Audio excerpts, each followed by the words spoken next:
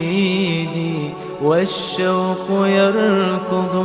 the reality is, brothers and sisters, most of us are here in the West for materialistic reasons.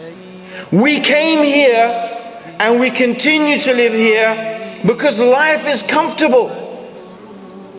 Life is easy, materialistically. That's the reality. But you know, the strange thing is, if any one of you was to go to Uganda or Rwanda or Burundi, for example, or Congo, I am sure that all of you will make sure that you find out what are the inoculations and the vaccinations that I need. Because I'm sure it's in your mind, wait a minute, that place it's the tropics, it's going to be full of, you know, diseases.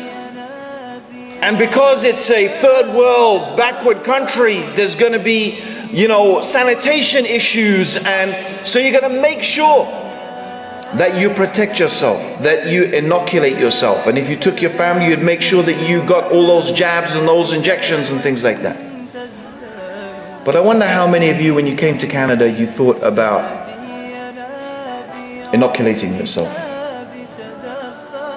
I don't mean inoculating yourself against physical diseases, but what have you done to inoculate yourself against the dangerous ideas that you are going to be exposed to? I wonder how many of you here today, if I sat down with you,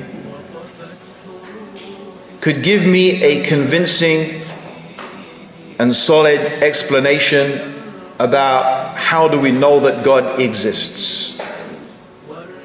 How many of you could refute basic simple arguments of atheists? How many of you could deal with some basic ideas that a Christian missionary would put forward to you or your children? How many of you are able to articulate a case against or explain to your children what is Islam's position on the theory of evolution, for example? Because these are all ideas that your children, by going to school, are going to be exposed to every day. Or how about the idea, or the predominant idea of secularism, that you should separate religion from your everyday life?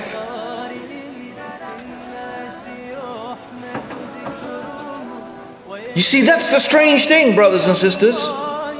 You wouldn't hesitate to get all the jabs and injections that you need to protect yourself from a physical disease.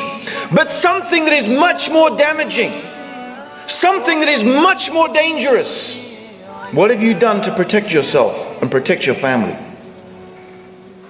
Because you know, if you get malaria, or you get cholera, or you get lockjaw, or you get diphtheria, and you die, and you're a Muslim, and you have Iman, alhamdulillah, wallah, you're going to be successful. You'll be successful. You will be successful. But if you live the healthiest life, and you never have a cold or a flu any day, but you and your children, they die outside of Islam, you failed.